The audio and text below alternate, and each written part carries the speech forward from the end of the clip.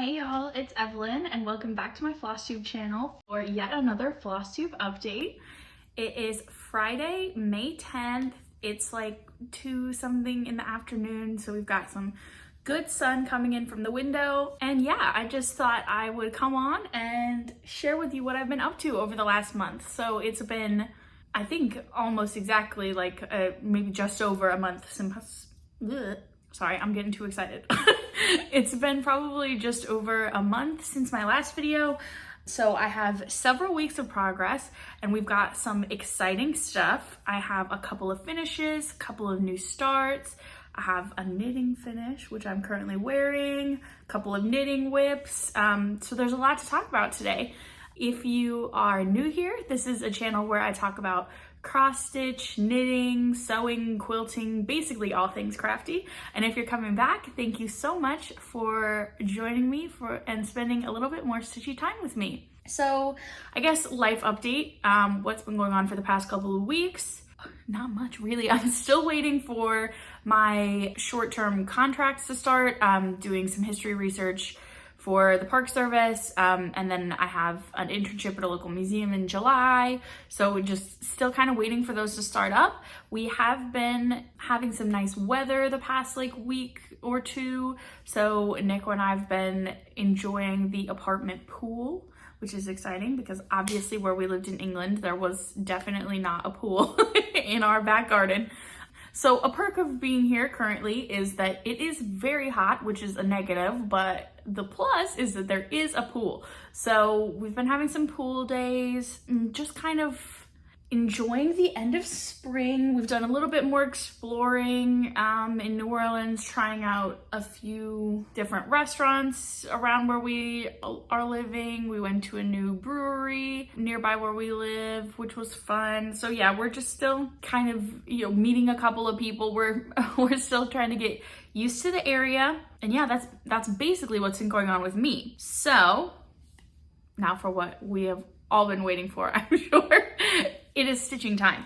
Okay, so this time, you're gonna be so proud of me. I actually made a list of what I'm supposed to talk about. I never do this. I always just kind of try to like remember it, which I think I used to be really good at doing because I film so regularly, but now that I'm kind of breaking back into it, I was like, why don't we just make a list and then you won't make it so hard on yourself. So I have a list. Oh, before I get into it, I did want to say that I've been making so much progress over the past few weeks, and I feel like it's just you guys have motivated me so hard to just really dive into my stitching. So thank you for that. It was so lovely seeing everybody's response to my like Flosstube return. You all are just so sweet. I can't believe how many new people found me as well. So yeah, I guess if you are new here, my name is Evelyn. This is my sort of journal of all of my projects on the internet. I am 28 years old. I'll be 29 in August. I have a PhD in history. I spent the last 6+ years living in the UK with my husband, who is also a historian, but we've now just made the move back across the pond and we are currently living in New Orleans for his job. And yeah, that's like the little cheat sheet version if you are new to me. And for everyone else, you already knew that. But yeah, anyway, you really encouraged me off of that video and all your kind comments and everything to just really dive back into stitching. And I also dove back into watching a lot of Flosstube over the past few weeks. I've really been like catching up with all my girls, so some of my classic favorite people that I've watched since 2020, like people that I watched since I started stitching. So, Shiloh, XSTITCH, love her, always loved her. Obviously, Elizabeth Ann Can Stitch. I mention her every video like 700 times, so you already know I love her. I've also caught back up with Elizabeth, Frizzy Lizzy Stitches. I just feel like she and I have like all of the same interests and a lot of the same projects, so I just always love watching her videos. She's such a sweetheart. Yeah, so I've just been catching up with my old people, and I also have found some new to me FLOSSTUBERS, I should say. They started their channels during my hiatus. So they are relatively new to me. And so I just thought I would do a little like Flosstube shout out before I dove into the projects. So I wanted to mention, and they're all kind of like a group, which I found through Frizzy Lizzy Stitches. So yeah, I just wanted to shout out Megan, the Seattle Stitcher, Cam the Stitcher, Marjorie at Marjorie Made. I've been loving their channels. Oh, and obviously, how could I forget, Bridget, the Museum Stitcher. I've been catching up with a lot of their most recent videos from like the past couple of months. And I really like their like energy. It's really cool to see more people in our kind of like late 20s age range on FlossTube, it's just really cool to see. I love all of their projects. I love their like vibe. They all just seem like really cool people, and yeah, looking forward to, you know, seeing more of their stuff in the future. A lot of different types of projects as well. I feel like, you know, there's some, they all do some modern stitching. They also do like lots of, you know, like Hello from Liz Matthews, some sampler stitching. So yeah, if you go check out their channels, you're gonna get a really good mix of stuff, which I always like watching FLOSSTUBERS that can give me a mix of things. Even if I don't personally stitch that kind of thing, I'm still interested in watching other people do it. So yeah, I've really been enjoying their channels, and yeah, if you are, if you haven't checked them out before, please go check them out, because yeah, I've had a really good time watching their videos over the last few weeks. Oh, and off of that, there is sort of through Marjorie, I also have developed a new like plans system for my stitching, which we will discover more throughout the course of this video. So let's get started with finishes. I have had four, I repeat, 4 finishes since my last video. When I told you I've been stitching, I have been stitching. So the bug is like completely back. I don't know what happened, but yeah, I am chomping at the bit to stitch.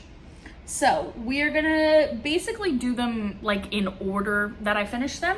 So first up is gonna be one that's probably not a surprise based off of where I was at with it in my last video. And that is going to be Under the Sea by Frosted Pumpkin Stitchery. This project I started when it was a SAL. I started it on the 25th of March, 2022, and I finished it on the 11th of April this year. And this is where it was the last time you saw it. I basically just had to finish out the bottom border. And here she is finished. No ironing. I only really iron things once I like get them ready for finishing, so it is what it is. But yeah, so here she is in her full glory. And I'll zoom you in a little bit better so you can see. So this is the top half. I don't think that you saw this in the last video because it was still in my Q-snap because I was actively working on it. So we've got, you know, the cute little otters. Actually, this really reminds me of Animal Crossing. The way he like floats by and he's like, hey dude, like that really reminds me of that. And we've got some little dory type of fish. Just kidding, they're not as blue. But whenever I see fish that kind of look like that, I just always think of, this is the thing about being like a 90s kid, is that then when you think of the seminal classic Finding Nemo, all of your fish names are based off of just their character names from Finding Nemo. Fun fact. But yeah, so this is all of the called for threads, and I did this on Color and Cotton Blue Moon, which was a fabric of the month. This is 32 count. And we've got some like crazy pufferfish and this little mermaid, which Nico calls me. He's always like, oh look, it's you. Yeah, the little mermaid. And a big school of fish over here. And then we've got some sea turtles and jellyfish and seahorses and some cute little scuba divers. And then at the bottom, we've got this treasure chest over here. And then over here, we've got a little crab and part of the coral. And then it says Under the Sea. And so this is the part that I was focusing on to finish her up here at the bottom. Stretch it out so you can see it better. So yeah, I put in all of this border. And the pearls are, ooh, don't focus on me, focus on the pearls, focus on the pearls. You're probably not gonna be able to see it, but the pearls are petite, not pretreat, petite treasure braid. So they actually are kind of like opalescent sparkly. I really don't know that you're gonna be able to see that, but she is finished. So my plan for this one is to frame it and have it as like summer kind of decor. So that goes into my area of things that need to be reframed. I really probably should have ironed this. It looks so crinkly. Whatever. It's cute and I love it. Yeah, that's the part that we were on before. But yeah, there she is. Yeah, I'm really pleased to have that one done. I did all of the called for colors. It was some classic colorworks and then mostly DMC. And I had this in my sort of like sea theme project bag that I made using the Elizabeth Ann Stitch tutorial, which is always linked in my description box. So you can go watch that and learn how to make your own vinyl front project bags. But yeah, I can't remember who did this collection. It could be Dashwood Studio. I'm not entirely sure. It has like little schools of fish along with the shells. But yeah, so that was a really big project that is finally finished and very happy with that one. So next up, I now have to explain what I've picked up from Marjorie Made. So Marjorie does this like bi-monthly, I should say, stitching prompt series called Pick a Whip, which is that you are meant to pick a whip where you do blank with it. And the prompt tells you what it is. So pick a whip with blank to work on. And so there's one before with like, pick a whip with your, that has your favorite color in it.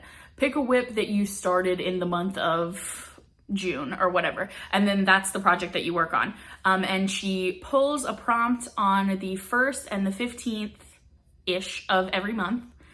And basically, after watching her videos and seeing some other people like in the group of gals that I just mentioned who also do pick a whip with her, I started thinking, do you know what? That sounds like a really fun idea, especially because I have tried to do other kinds of like planned stitching things before and they have never worked for me. So like I've tried to do whip go twice, if not 3 times maybe. And every time I failed. I do it for like 2 months and then I quit. Mostly because I think I just don't like being told what to do in terms of my stitching, because the minute that it's brought up, I can be disappointed with the pull. Like, oh, but I didn't want to work on that. And then it just sort of sucks all the joy out of it. Whereas when the prompt is something quite loose, like pick something with your favorite color. Well, I probably have like, 8 projects that have pink in them. So then I get to pick which one that I want to work on through that. And I've actually found it just is currently it is working for me. So for all of April and also starting in this month, I have been participating in Pick a Whip and I've really been enjoying it. I can't believe the amount of progress that I've made through it. And so I am going to be continuing it going forward. So hopefully this will be one that I actually can stick to. I think some people do different requirements for how much they need to work on the pick a whip that has been pulled. So I think like maybe Elizabeth does like 500 stitches or something. And I think other people do that as well. Or like a certain number of days, like 3 days or, whatever.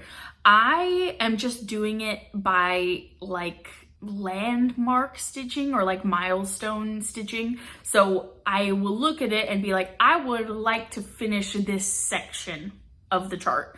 Or if I think that it is close to a finish, then I want to finish it during that 2 weeks before the next project is pulled. But I'm not being strict about like a stitching amount or a day amount, because I found when I did that in the past with Whip Go, it made it even worse than just being told what I had to work on, the amount that I had to do. Whereas I prefer to like get an idea in my head of, oh, I want to finish this building or something like that. Or I want to finish these words, and then that to me just works better for me. So that is what I did. So my next finish is actually one of my pick-a-whips from April. So this is gonna be slightly out of order because I'm gonna do the second poll first because it was the one that I finished. So the poll for April 15th for Pick a Whip was work on a project that doesn't have any 310, DMC 310, so no black, which was actually really hard for the projects that I have. Like most of them have at least a little bit of black in them to do like eyes or like, you know, mouths or other little, even little small details like that. So I actually had a hard time finding a project, but ultimately I landed on a very old Christmas project of mine that somehow does not have 310 in it, and I finished it. So that is HoHoHo by the Frosty Pumpkin Stitchery. Looks like this. I'm only showing it because I made a slight change to the pattern, so I figure I'll show you what the original is meant to look like.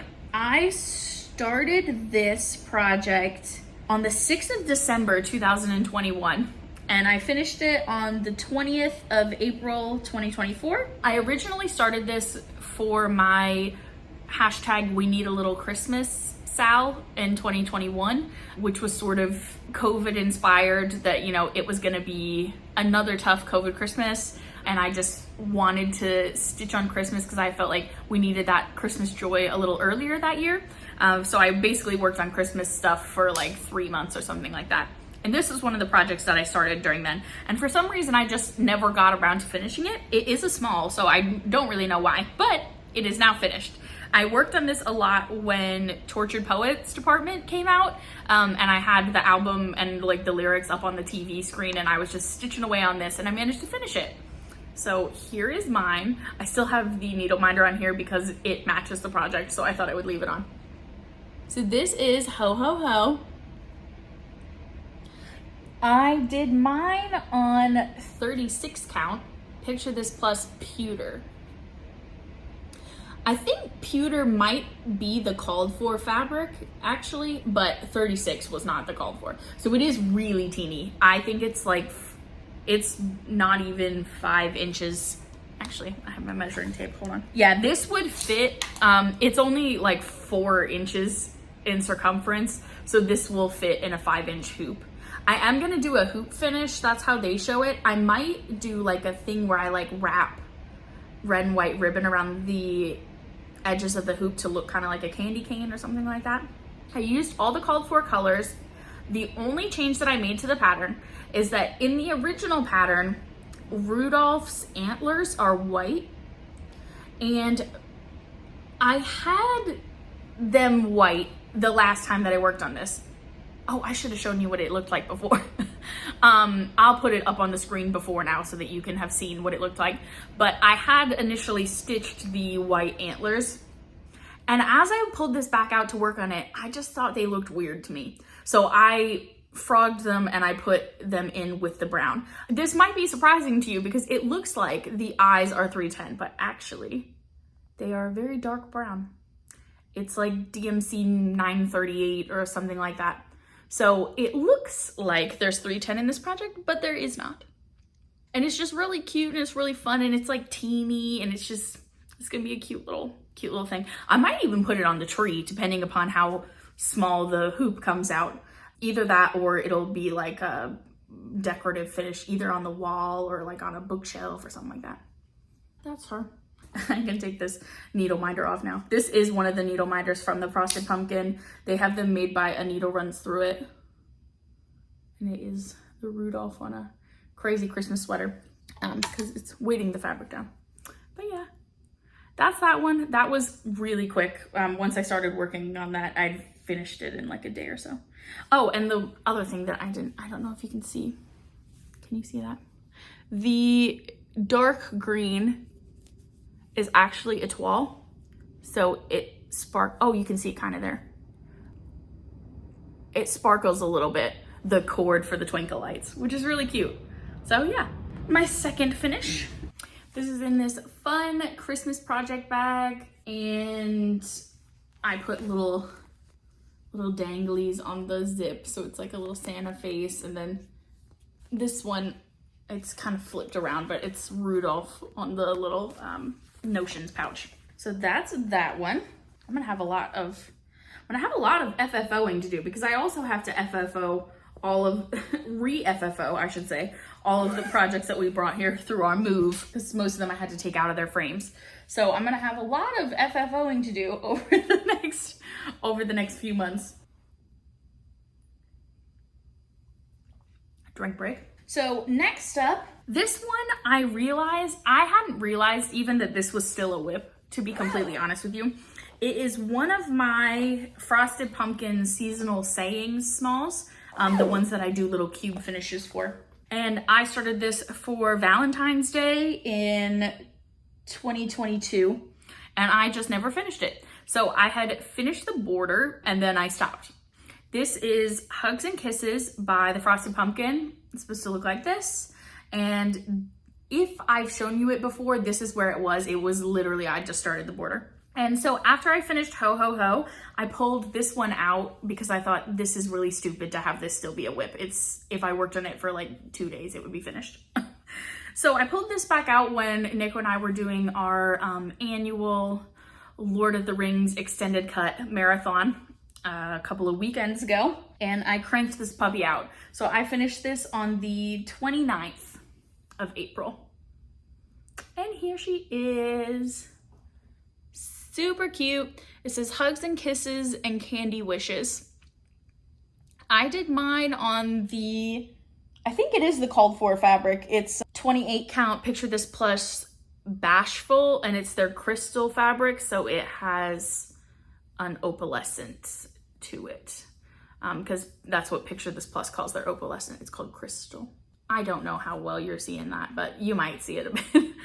But yeah, so it's sparkly.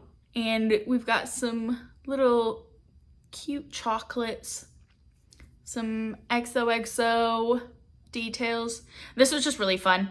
I used almost all of the called for floss for this, which was DMC, but then there were two variegateds. Yeah, two variegateds. The darker turquoise and the red. Oh no, three actually. The darker turquoise, the red, and the dark pink are all supposed to be variegated floss. I had the called for dark pink. I did not have the called for dark turquoise or the red, so I pulled those two from stash. So I can't remember what they're supposed to be. The red that I used was Color and Cotton Bing Cherry, and then the turquoise is, I think, Weeks Turquoise, which I'd bought for another project years ago, so thought I would try to use up the rest of it. And yeah, that one was another quick little finish that should not have continued to be a whip this long, but whatever, you know, crossing things off the list. I'm gonna finish this one the same way I do all of my little cubey ones as a cube. And hopefully it'll be out for, oh, can you see the sparkle from back here better? I don't know, it's absolutely gleaming inside of the house because of the window. It looks really sparkly to me, but I don't know that you're catching it at all. But I'm gonna finish that one sort of the same way for Valentine's next year. I don't have any Valentine's decor. I don't think I do. No. So maybe I need to do some more Valentine stitching. So I have some cute little Valentine stuff to make like a little display for Valentine's. And this one is in a project bag from, I think this is an old Ruby Star print, but I'm actually not sure. I never remember what my fabric is. It's like I'm all right remembering my projects, but my fabric, I have no idea what collection this is from. If future me knows, I will put it here on the screen. Okay, and then my final finish is also kind of a random one. I was getting really inspired by like digging into my whips and seeing what I even had in there. And this one was a bit of a doozy. It is really small, so it's only, I think it's like 3,000 stitches maybe. So it's definitely not a big piece. And I have been working on it for ages and ages. This is the Girl Scissors and Sewing Machine by Little Room in the Attic. I originally was inspired / enabled to stitch this piece by Julie, Kansas City Girl in a Colorado World. She showed this on one of her finishes things years ago, maybe in 2020, 2021. And the minute I saw it, I was just like, I absolutely have to stitch this. And it's been sitting with probably half of the cross stitching done for a very long time. So I pulled it back out and I was like, I'm gonna finish this. I'm gonna finish this. So I finished all the stitching, and this is what it looked like when I finished the stitching. Wait, no, what am I doing? This is what it looked like the last time you saw it. Okay, so this is where it had been for ages and ages.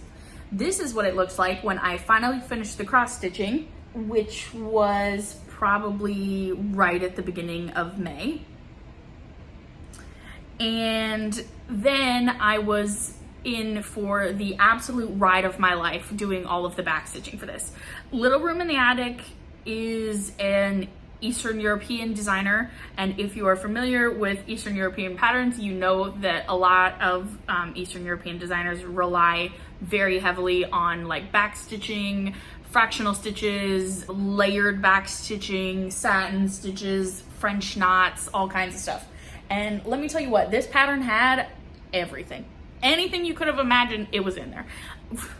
So there was like loads of French knots. There was also multiple colors used in the back stitching, and each color would be used 3 different ways. So it would be with 1 strand, 2 strands, or 3 strands, which means that the final piece looks beautiful because all of the stitching is so layered, there's so much detail, but the actual doing of the back stitch almost killed me. All this to say, I feel like I've prefaced this way too long. Here is my finish. So this is Girl Scissors Sewing Machine. And it is probably the most detailed piece I've ever done. I originally started this for Stitch Sania in 2021. And I started it on the 16th of May, 2021. And I finally finished all the back stitching on the 7th of May this year. So basically 3 years since I started it. There are French knots in the scissors there, if you can see them. And there's also French knots there at the bottom. This uses DMC and then Krynic, so the gold is a Krynic thread. And the back stitching used white, 310, and Krynic in, like I said, various different weights. So there's some bits that are 3 strands of 310, some that are 2 strands of 310, some that are 1 strand of 310, some that are 2 strands of white, some that are 1 strand of white. There's so much detail in her hair and in the sewing machine itself. This is obviously supposed to be a traditional like 19th century Singer sewing machine. Absolutely gorgeous. I love this. Look at her eyelashes. Like, shut up. Shut the front door. Look at those eyelashes. I love it. This is so pretty. This fabric is 32 count Chromatic Alchemy Rubescent. It is pretty heavily modeled. In real life, more than it's coming up on camera, I would say it is a blend of purple, pink, and orange. Sort of more like what's showing up in this corner is kind of more how the whole thing is tinted. I feel like in this lighting it's looking more like dusty rose, and it has a bit more purple in it than that. But it is gorgeous. I'm so proud of this, but I honestly thought I was gonna die. I am not a backstitching person. I like very minimal backstitch. Usually in designs, I'm more of like a really modern stitcher with limited backstitch. But this one, obviously, to be able to achieve this level of detail and this like really stylized art style, it was definitely necessary. But whew, yeah, I don't know if I would be doing another pattern like this again, but I am so pleased with how this turned out, and I can't wait to have it framed in my house. And it's definitely gonna end up eventually in whatever kind of crafty area that I get set up. She's so cute. This is obviously supposed to be me. At least that's how I'm interpreting it. I think when Julie did hers, she changed the girl's hair color to be red, like her hair, but I kept the brown. And I mean, but like, look at the detail. I'm so pleased with it. I'm so pleased with it. And yeah, that took me 3 years. But she's finally finished and I'm so happy with it. Oh my God, no, you just, I just flashed you the back. Look at, okay, that's the back. So there's your sign on how much backstitch that was. Normally I have a much prettier back than that, but on that one it was full coverage with then like, I wish I could show you a bit of the chart just so you could see how like, how much backstitch there was on top of it, because I opened the chart and I was trying to explain to Nico how like much of a nightmare it was going to be, and he was like, what do you mean? It'll be fine, you'll be fine. And I was like, look at this. It was just and he was like, oh, okay, yeah. But she's finished and I love her. So that will be some kind of small frame, like a little square frame. Now let's do whips. I also have 2 new starts, but I'll do those last because I think they were the last 2 things I've worked on.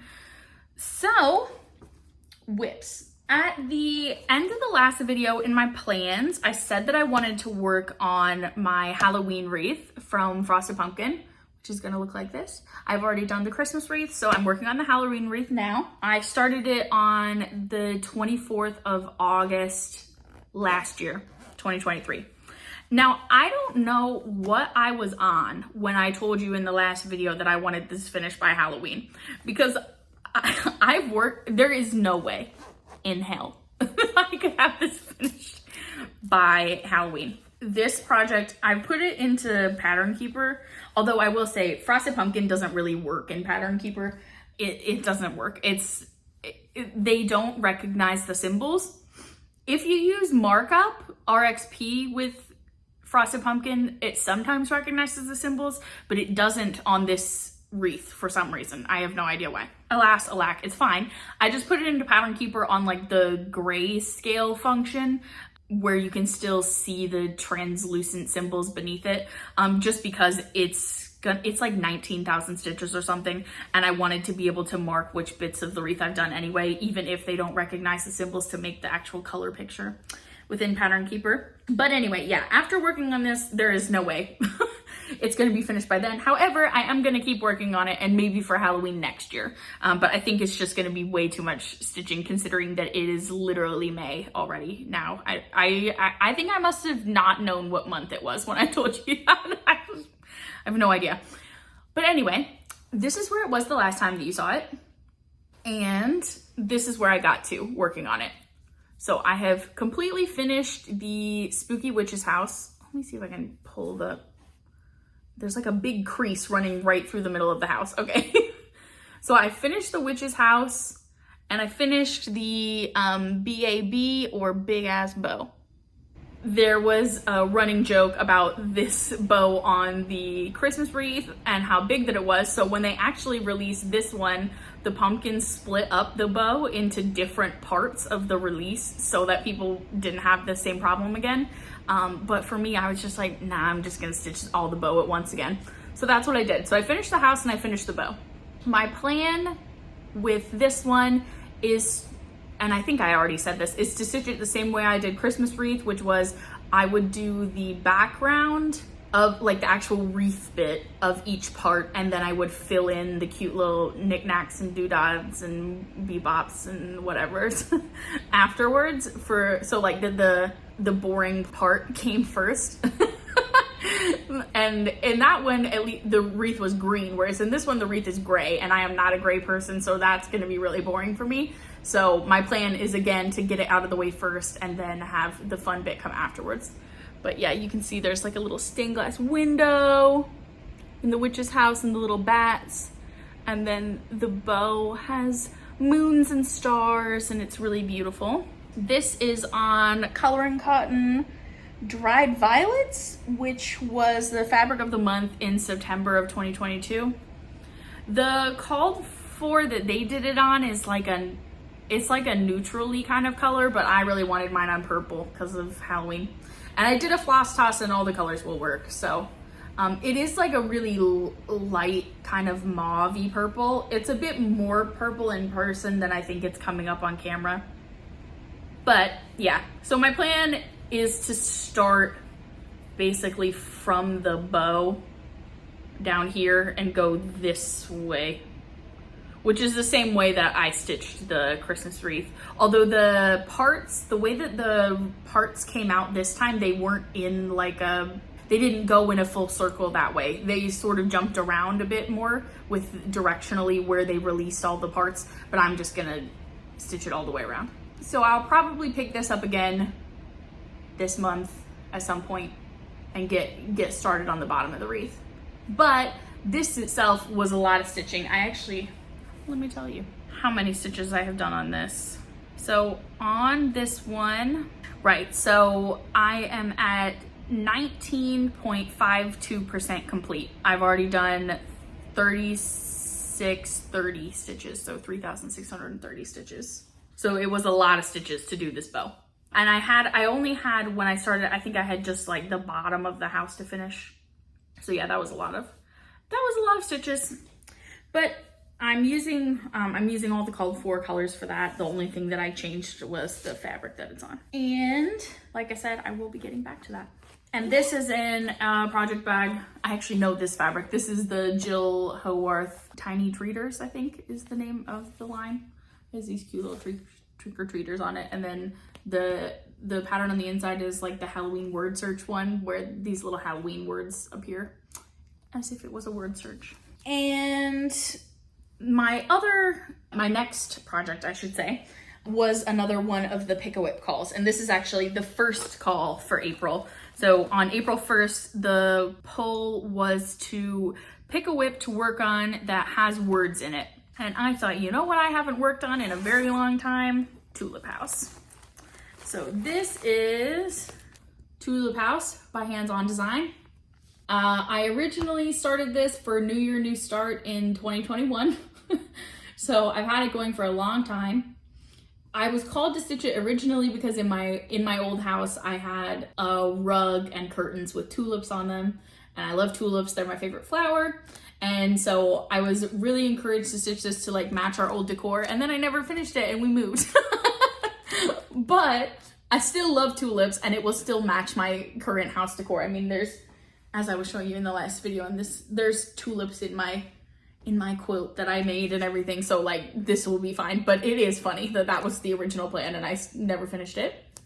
This is from Kathy's Chuck for the Home series, which is in collaboration with Priscilla of, Real Housewives Cross Stitch. And this is where it was the last time you saw it.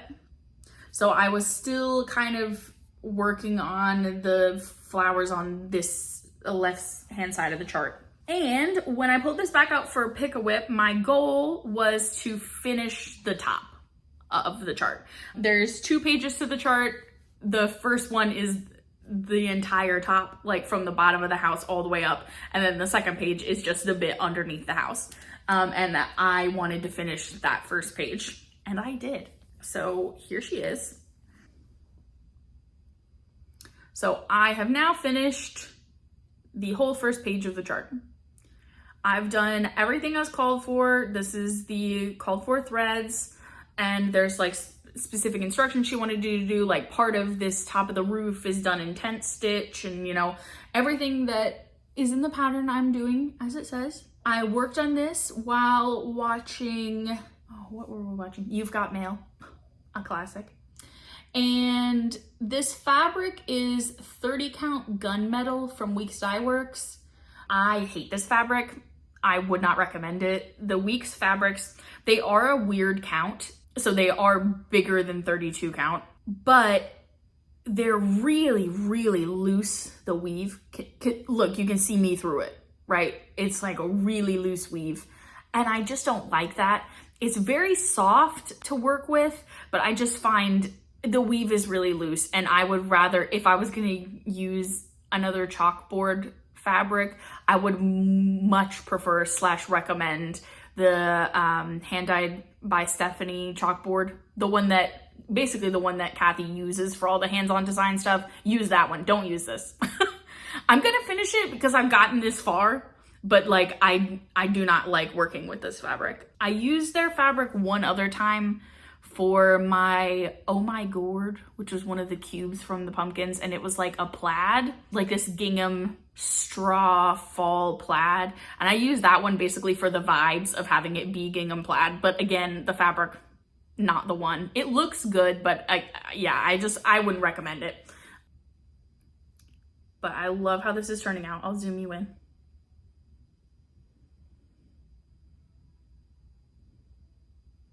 This has been really fun to work on. So basically now I just have the bottom of the chart to do, which is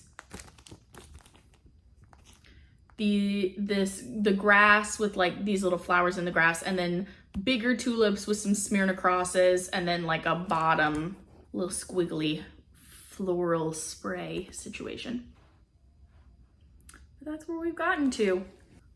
So yeah, Pick a Whip is really working for me, man. I made all kinds of progress on that. I think it was just a couple of days of work to get that other side finished.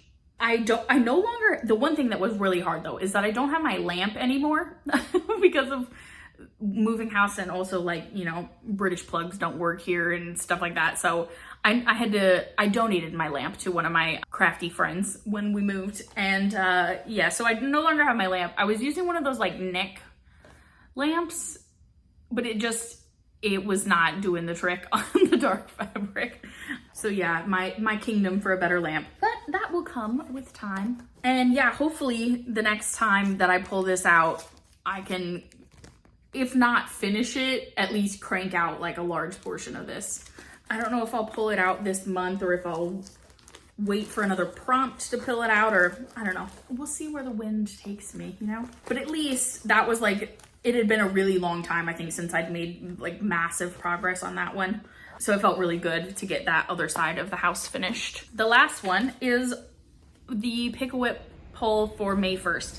So the May pull so far has been to stitch on a project that the chart is from a magazine. And I was presented with a slight dilemma because the only project currently that I have going that is from a magazine is Midnight Magic by Stitchrovia, which has since been released as a PDF, A Little Magic. She always changes the names when she moves them to PDF, which is her patterns. If you want the PDF versions, they're available on Etsy. Emma Congdon is the designer. She goes by Stitchrovia on Etsy. But yeah, I no longer have access to the magazine that I was stitching that from. That was when I had my Readly subscription, which I ended up canceling because I just wasn't using it enough, to be completely honest, during my like stitchy hiatus. And I had moved away from stitching magazines unless it was like something like one of the seasonal ones, you know, that comes out in Just Cross Stitch or something like that. So I no longer had access to the Readly, but this was technically originally a magazine project.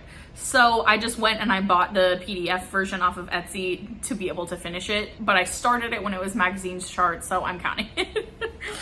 This is, it did originally though, if you do want to stitch the magazine version, it originally came out in the Cross Stitcher magazine October 2021 edition. And I started it for a Halloween start that year, so I started it on October 31st, 2021. And this is on a really lovely blue fabric. I will show you where it was the last time that I was working on it. I had basically barely started it. I think I showed it in the last video actually, and I had like a dinky little middle start. I'm normally an upper left starter, but for the way that this project is laid out, it didn't make sense to start in the top left. But anyway, I pulled this back out and I got a lot of progress. So this is on Picture This Plus Twilight, which is a lot bluer than the called for navy fabric, but I think that the modeling and everything is just like giving spooky vibes. So this is, I'm very pleased with my fabric choice.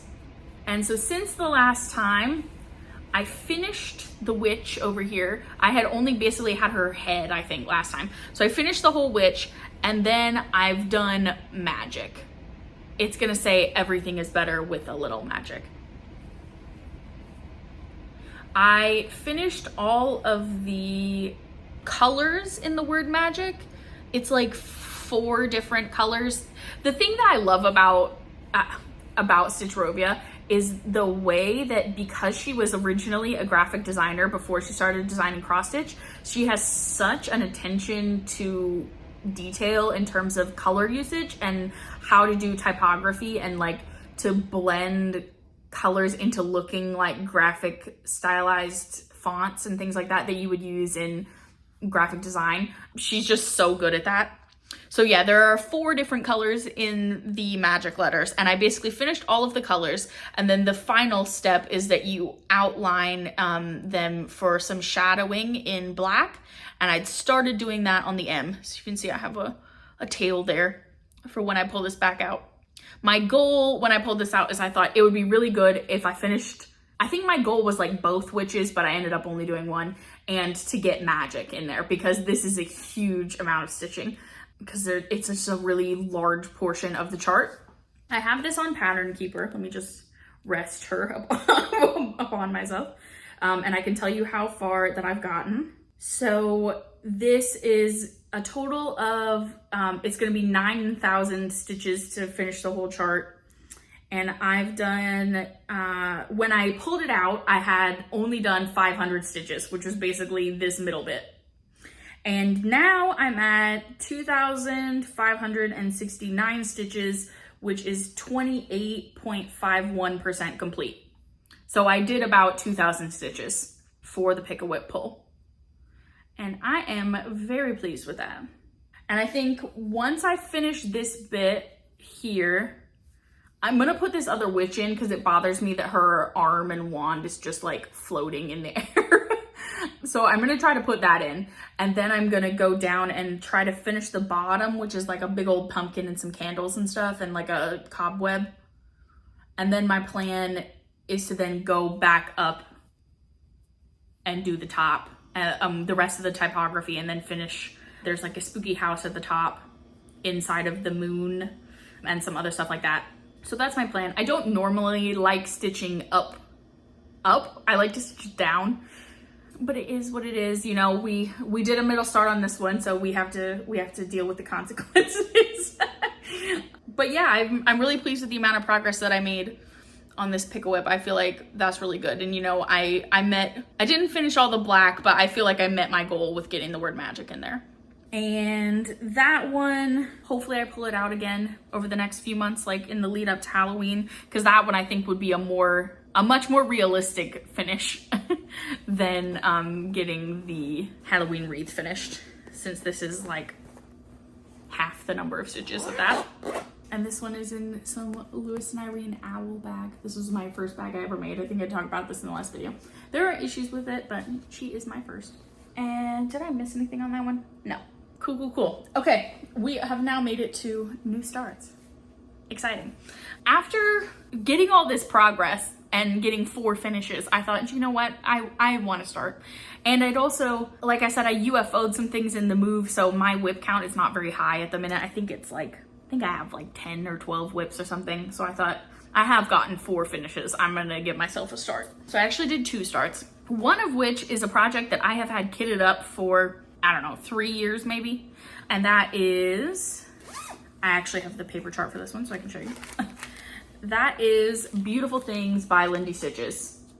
Which says, oh my darling, it's true. Beautiful things have dents and scratches too. I originally kitted this up, I think for my birthday years ago. The chart was a gift from Steph at Lindy Stitches, so thank you, Steph. And yeah, I had kitted this up ages ago. I love her bird patterns. All of her bird patterns are just insane. I forget the rest. And since I'd finished that, there are a couple of other of her bird charts that I really want to stitch. Like I have the threads all kitted up for Stars Bright by Lindy Stitches, which is another sort of like birds that are in love pattern. For if that's like a theme, birds that are in love patterns. But this one I've had kitted up for so long, and I had the fabric and all the called for threads, and I was like, do you know what, I'm just gonna start it. So these are the called for threads.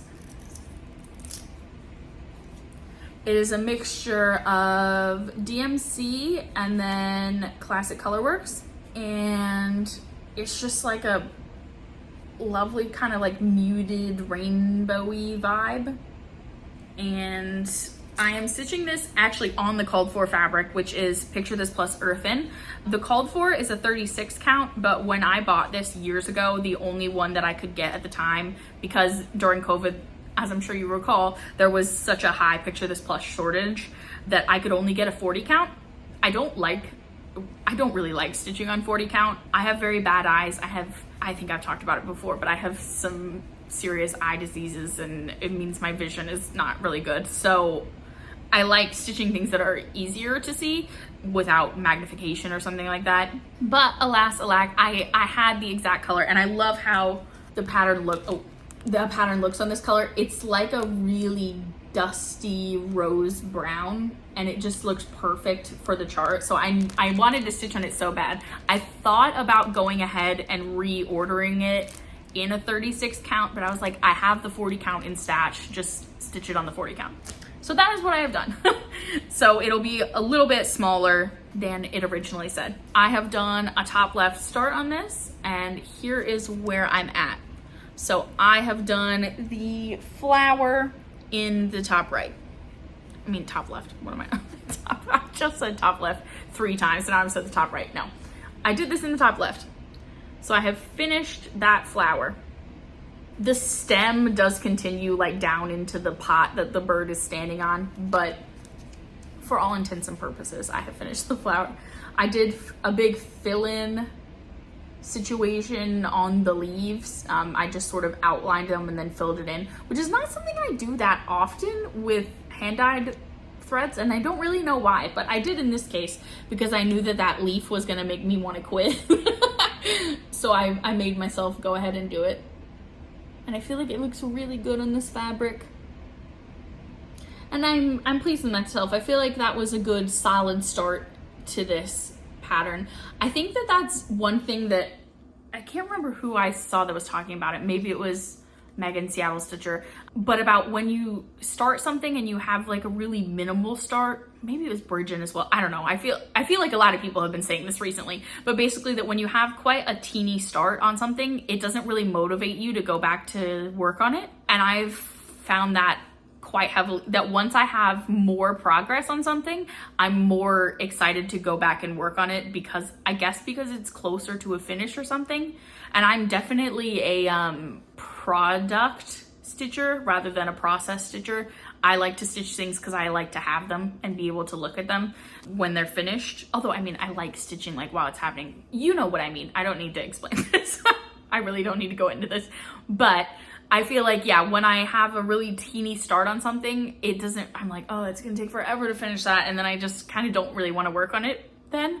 So I'm trying to, with my new starts, get like a good amount of progress into them before I put them away, so that when I go back to it, I can be like, oh, look, yeah, I already have that whole flower done. And then I can, you know, keep going with it. So I think when I pick this up again, I'm gonna keep working on the left hand side of the chart here and work on the other flowers and maybe start the bird. I know that this like garden basin urn thing is gonna take a long time because that's gonna be a lot of fill-in and stuff.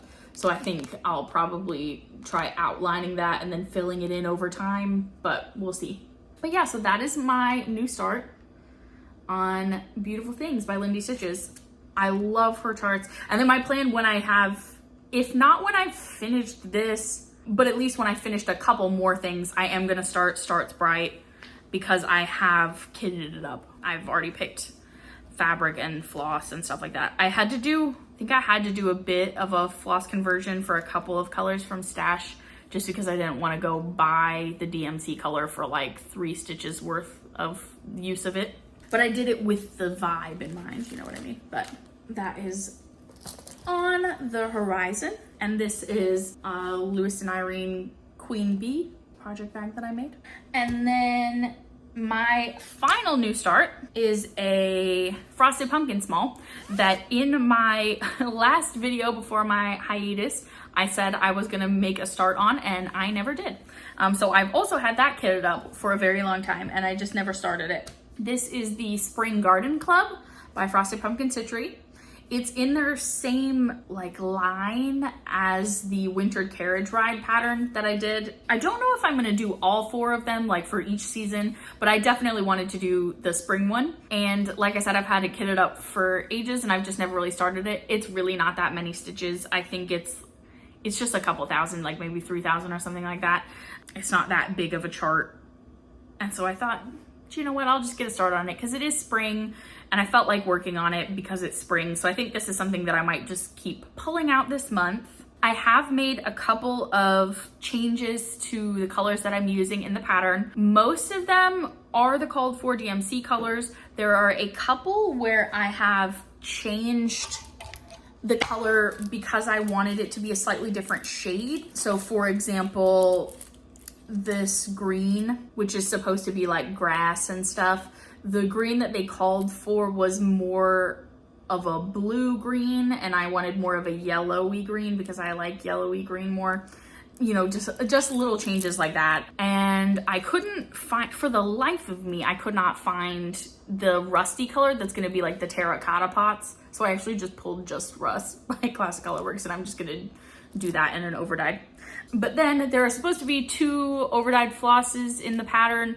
One is like the blue, that's the raindrops and stuff like that. And then the other one is the word spring, which is a really purpley blue kind of color. And I just didn't love that. So I decided I just wanted mine to be overdyed purple. So I pulled from Stash Wisteria by Color and Cotton, which is like a variegated lavendery purple rather than like a cornflowery purple blue, which is what the called for color was. And then for the raindrops and the blue and all that, I pulled Color and Cotton Marina, which is a bit more turquoisey, and it is quite variegated between this darker blue and this lighter blue. Sorry, my skein looks kind of janky. It's because I've been stitching from it, and I can never manage to like make my skeins stay as beautiful as other people seem to do. But yeah, so I just pulled from Stash for necessity reasons. Oh, and the ring that I have on this one is actually my logo. I made these years ago, these little glass cabochons, I think is what they're called, floss rings. And I used a tutorial by Mama Loves UGB for that, which I can link below. But anyway, that is a very long preface to say that I started this project on April 30th. And here is my start. So I have done the top row of the stitching, and I feel like the blue looks really good in the raindrops, like the variegation looks really good. And then I have started on the rainbow here and on the word spring. I have spra. So that is my start on that one. I'm still actively working on this. This is the project I have pulled out at the minute. I'm stitching this one in hand, so it's like extra crinkly because I roll this up, so you can see I've been rolling it. But yeah, I've been stitching this one in the hand. Everything else I've done in my Q-snap, I think. But this one I've been stitching in hand. Sometimes I like to do that with smalls like this. This is on a 32 count Zweigart fabric, and this is their color Peach Rose. It is, I'm trying to see, is that accurate? It's a little bit pinker than that in real life. It looks a little bit more peachy on camera, whereas it is more of like a peachy pink, I think, in real life. But that is where I am at with that one. And this one's still out, so I'm still working on it. I think I'm gonna put in the rest of spring and maybe the whole of the rainbow, and then there's like a border underneath that before the big section with like the greenhouse and the 2 people under the tree, like the cherry blossom and everything, which I'm assuming it's a cherry blossom tree. But I think I'm gonna try to finish that at least before I put it away again. Who's to say? Or maybe I won't put it away and I'll just keep working on it. Who knows? But I definitely at least want to get that bit done before the next Pick a Whip is called, which will be on the 15th. So I still got a couple of days until then. And that's that. So that is all of my projects. This was from this bag, sorry, the bag fabric This was from a like fat quarter bundle from Hobbycraft from several years ago. And yeah, that is my cross stitch finishes and my whips and my new starts. So like I said, I've been doing a lot of stitching recently and it's been really fun. I'm having a really good time with it. And I'm looking forward to my next Pick-A-Whip call, which will kind of set me up for the rest of the month. And I need to figure out what else I want to work on around Pick-A-Whip for the rest of the month, other than I am going to keep working on Spring Garden Club. But yeah, I need to see what I'm vibing with, what's coming my way. Now let's talk knitting. I have one knitting finish and two knitting whips to talk about. So the finish I am actually wearing. So I have tilted the camera down slightly. Hello, you can still see me. So that you can see what I'm wearing. So this I was working on in my last video. This is the Movement Tee by Lily Kate Makes. It is a pattern that I've been test knitting for Lily. She's one of my favorite designers. This pattern comes out on Wednesday, the 15th of May, and it is a cute summer tee pattern. how about I insert a little clip of me wearing it standing up so that you have a better idea of how it looks standing up.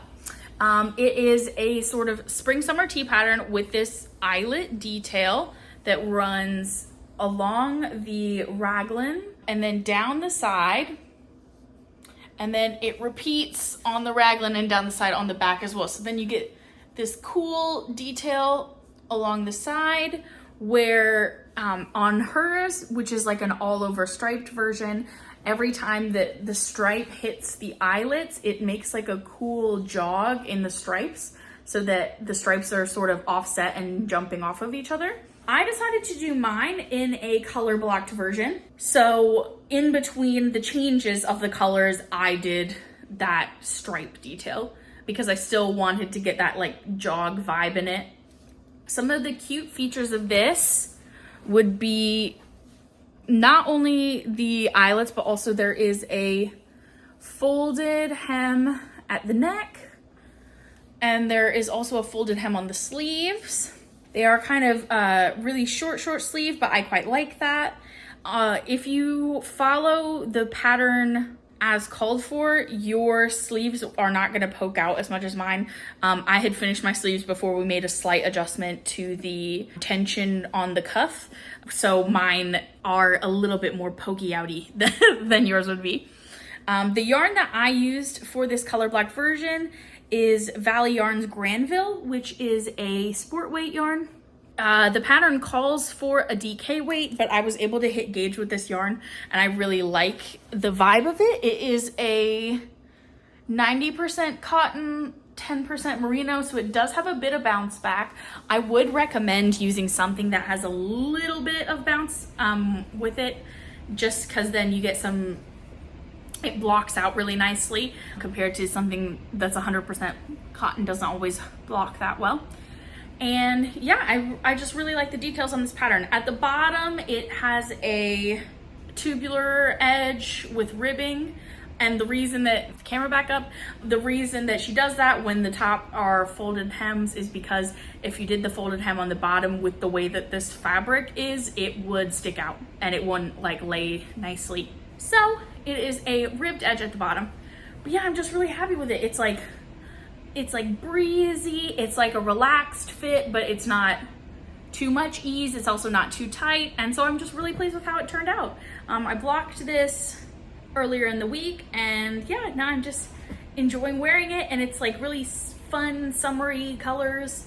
So yeah, I'm just really pleased, and it also matches my earrings, hence why I wore these earrings today.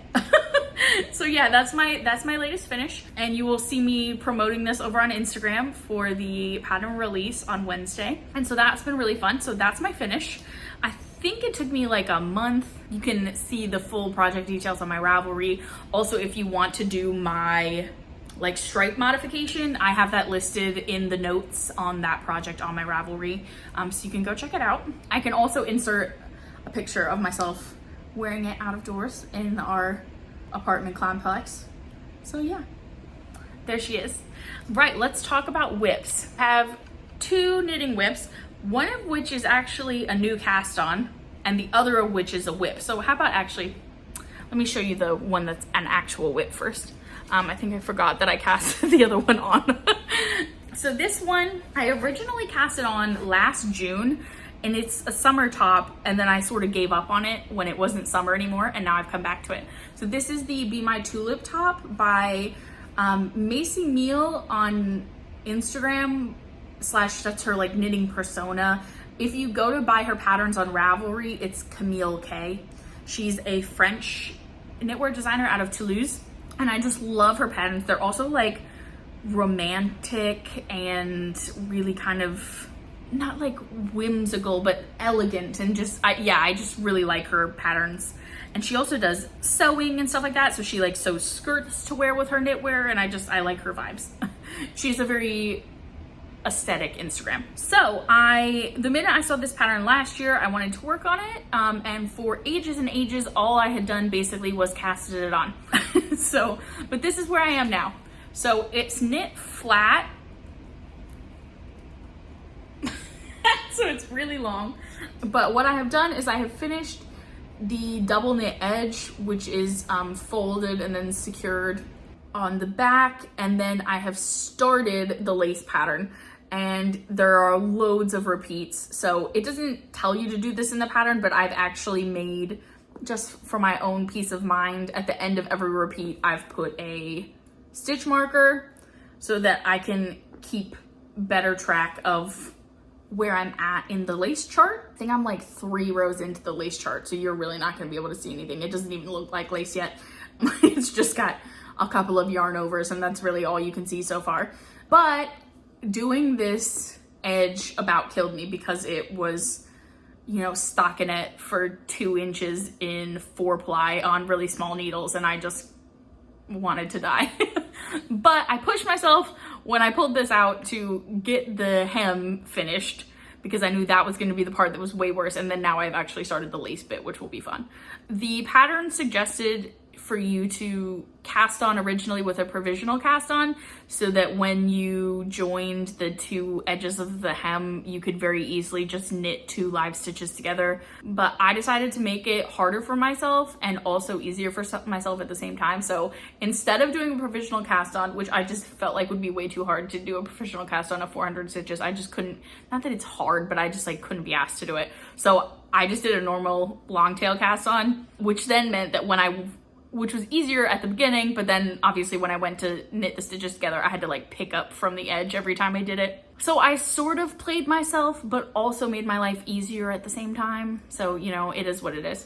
But that is the progress that I made over the last few days. I knit the whole hem, secured it, and then have started on the lace. This is, I should have said this, obviously it's knit bottom up, because the way that the lace works, because then when you go for the triangles at the front, you'll be decreasing from the extant body stitches, and it's going to be knit like a cardigan basically, and then you'll button it up at the end. But I think this will be really cute. I don't know if I'll have it, I don't know when this summer it'll be finished, but I'm working on it. And I really like those like lacy kind of tops for summer, and I'm really pleased with the double knit edge, and I think it's going to look really nice with the double knit button band as well that goes around the V-neck. So that's where I'm at with her.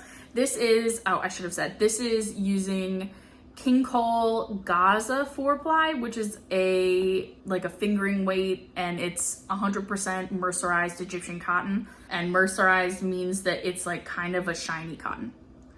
So it has a little bit of a sheen to it in real life, and it's like a coral pink. Where's the, bear with, let me find one that actually has the label still on it.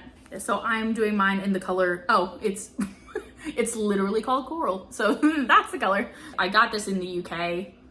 I think you can get King Cole in the US though, so I'm liking working with it so far. Can you see the sheen there? Yeah, it is a bit of a shiny cotton, but I think this will be really nice, and it's like summery and fun, and it's also my favorite color, so. 'Cause I like coral pink. So that is the one that was a whip. And then the other one that is now a whip, but was a new cast on, is actually a pair of socks. Where is it? Ah, it is across the room, bear with. I realized I didn't have anything like small going at the minute, like really small. And all of my other projects that are more like fall or wintry were just boring me. And I was like, oh, I don't really want to work on that. and I thought it would be good to have something to like work on by the pool. I will say I'm infinitely less of an accessories knitter than I am a garment knitter. I really still need to make that video of showing all of the clothes that I've made. But yeah, I much prefer knitting like tops and sweaters and cardigans and things like that than I do knitting like scarves and socks. But I have some sock yarn that was just calling to me. So I was like, okay, I will make a pair of socks today. I will cast one on. So this is, I'm just using the Crazy Sock Lady Vanilla Socks pattern. This is Vanilla Socks on 9-inch circulars. When I knit them, I like to do sort of a quarter length sock, which is not an ankle sock or not like a shorty, but I really don't like how long she normally makes her socks. I don't like my socks that high. So I knit sort of a quarter length, and I have an amount of rounds and stuff that I use as my system for doing so. I'm going to do just normal vanilla on this one, but I am doing contrast heels, toes, and cuffs. And I'm using a sort of sock set. They didn't come as a set, but I picked a mini to go with this. So it's a set I made up. These are by Cesium Yarn. This color is called The Cook. It's both of their like superwash sock blend. Cesium Yarn is based in Roanoke, which is actually where I'm from. And I bought this yarn at a local yarn store where I'm from. So it's like a speckly, minty, icy blue, and then a darker sort of tonal blue that is basically the same color of the speckles. I don't know if you can see that. The mini doesn't have a name, so. And I'm still on the first sock, and this is where I've got to. So I finished the cuff. I like to do a German twisted cast on because I find it stretchier than my long tail cast-ons for my socks, because I just, if I do a long tail cast on, I have a really hard time getting it over my ankle. So this I find way, way stretchier. And I did 1x1 rib, and I do my cuff a little bit shorter than she calls for in the pattern. I think I do like 14 rounds, and she usually calls for like 20 or something like that. And then I have started on the leg, and I feel like these colors are looking really cute together. So yeah, this is just gonna be my little pool sock project. I don't know how long I'm gonna, like, if I have any goal for how quickly I want to finish this. It's just to have some socks on the go because I didn't really have any on the go. I'll just put in a sigil while I'm explaining this. I just didn't really have anything on the go, and so I thought, you know what, it would be good. It would be good to get some socks going. But yeah, so that is just the little sock project that I started, and it will be fun to work on throughout the summer, hopefully. So that is all of my knitting as well. So that is everything that I have worked on since the last time that you saw me. I guess moving into plans, I think I'll keep working on the same knitting stuff that I've pulled out. I don't really have any other things that are calling to me at the minute because everything is kind of like more of a fall or a wintry project, and I'm just not really drawn to that right now. So I think I'll stick with those. In terms of cross stitch, I probably want to try to pull out Halloween wreath again, maybe, but because I worked on a little magic / midnight magic for so long, I might be like Halloweened out. So I don't know, we'll see. I definitely want to keep working on Spring Garden Club, see how far I can get on that one, and then continue with the Pick-a-Whip for this month, and maybe pull out another old whip that looks kind of close to a finish. I don't know, I need to have a look. I definitely have a couple of like Christmassy projects that were almost finished that then I didn't finish. So I need to have a look at that. And maybe I'll work on Beautiful Things again as well, maybe, since that is a new project. I don't know, we'll see. We will see where the wind takes me. I'm just kind of rolling with it. The one thing that I know for sure is that I will do the Pick-a-Whip. Whatever the Pick-a-Whip call is, I will do that. And yeah, I think that might be everything, guys. I don't know if I have anything else to share. I guess thank you for sticking with me through this video. Let me know what you've been working on during this. What are your plans for May? Have you done Pick-a-Whip before? If not, are you interested? I will definitely point you in the direction of Marjorie's channel. I've really been enjoying Pick-a-Whip. I think it's sort of changing the game for me in terms of like vaguely structured stitching.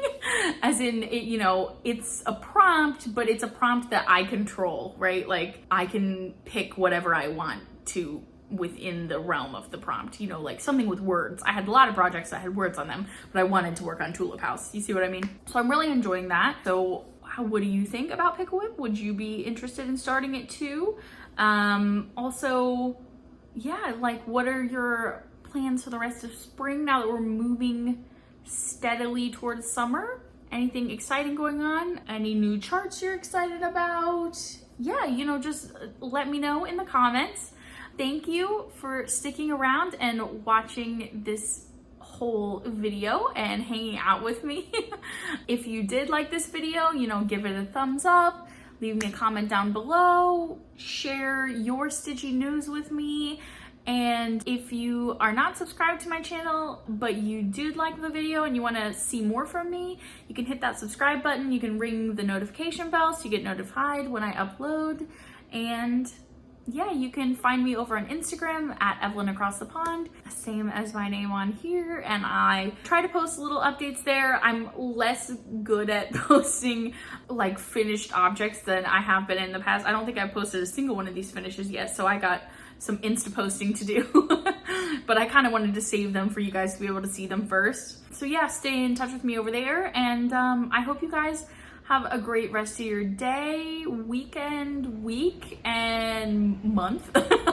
And I will see you sometime in June. Happy stitching. Love you guys. Bye.